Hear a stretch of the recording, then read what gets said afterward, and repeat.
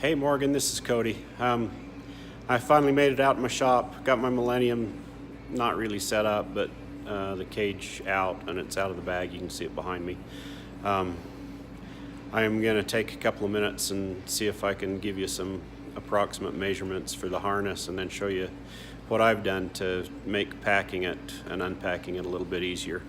I've got the harness on my workbench, so I'll go there next. So this is the harness. I put it on a cut pad because it's got marks on it that are 1 inch. So you can see it's about 17 inches from the shoulders to where it's cut off. This piece is padded. It's like a foam pad, fairly dense, and it just makes it a little more comfortable. When I got this harness, this was about this long. The pad fit clear down under your butt. But what I found is that it would get stuck in between the two wings of the hammock. So then the hammock wouldn't close all the way, and you'd be kind of hanging out of the hang glider. So I cut it shorter. It doesn't pad as well, but my hammock closes now consistently. So these are the shoulder straps. I'll put it on here in a minute, but it comes down the front. There's a buckle that goes across the chest. These are the leg loops. There's just a carabiner that goes to each of the hang loops on the glider. I'll show you that in a minute, but I imagine you've got them already. So let's see. I told you about 17 inches on mine from the shoulder. I'm trying to get this so you can see the other inch marks from the shoulder. Oh, I'm reading it backwards, aren't I? Well, 36 take away 17, I guess, is how long it is. And it looks like it's about 14 inches wide is how wide the pad is. And I'll put it on here, see if I can model it for you. Okay, so as you can see, it just buckles across the chest. The pad is behind my back. Whoever you've got sewing it for you, I'd just have them measure you and have it make it fit you. The leg loops just go around, and then the carabiner. There's one on each hip.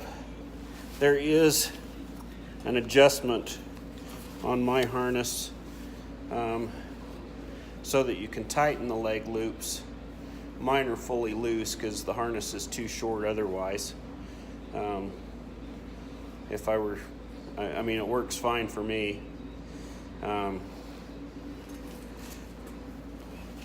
Give you a little bit of detail about how that all fits together, I guess.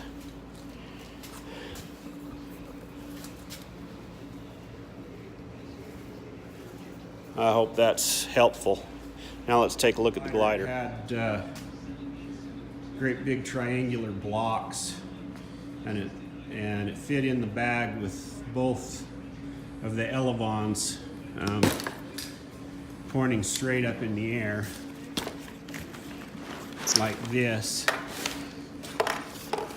and you'd match it. You'd match elevons bottom to bottom, and then the triangular blocks would go on the outsides, so when you strapped it down, you wouldn't damage the edge of the elevon with the tie straps. On my glider, there's enough room. I just put one elevon on top and the other underneath. I've made these blocks out of just a piece of plastic cardboard, some Gorilla Tape, and then 1-inch rigid foam insulation. And I put them where my tie strap goes on my rack.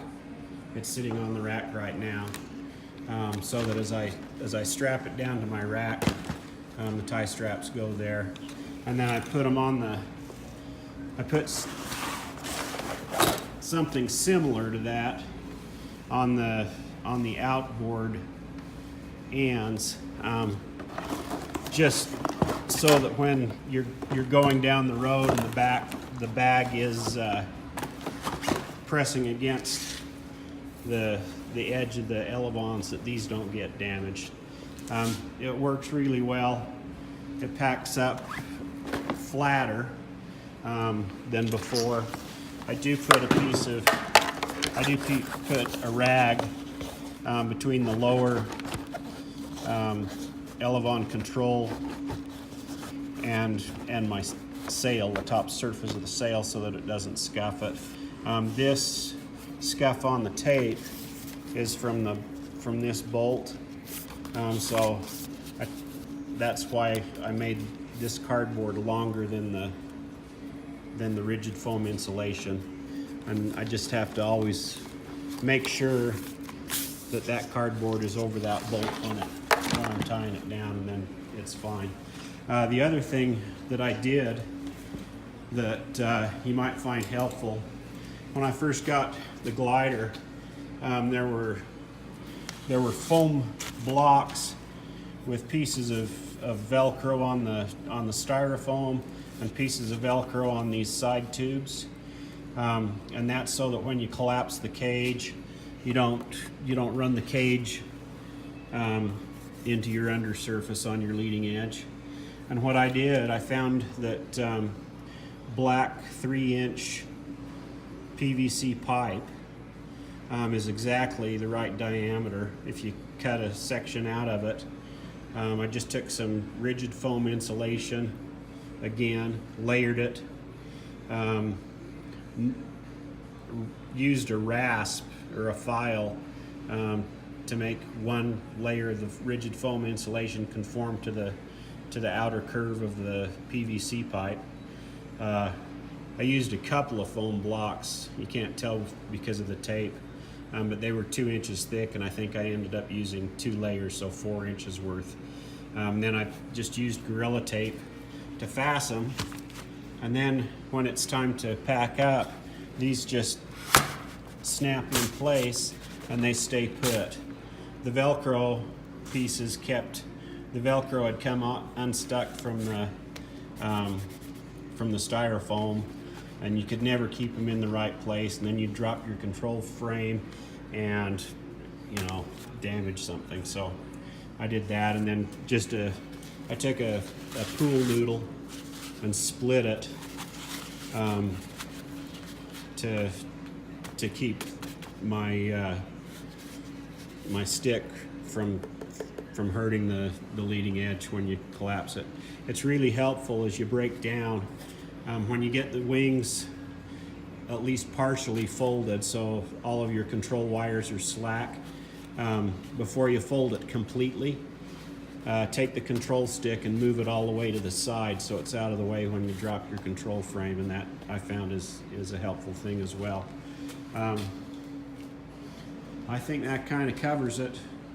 When I first got my Millennium, I thought it made sense to carry it with the leading edge down and the cage on top. But after some experience, I've found that having the cage on the bottom makes more sense. It's where all the weight is, and the cage bouncing on these styrofoam, the leading edge bouncing down on these styrofoam blocks produces a whole lot less force than the cage bouncing up and down on top of the leading edge. So this is the way I pack it. Let me know if you have any questions. Take care.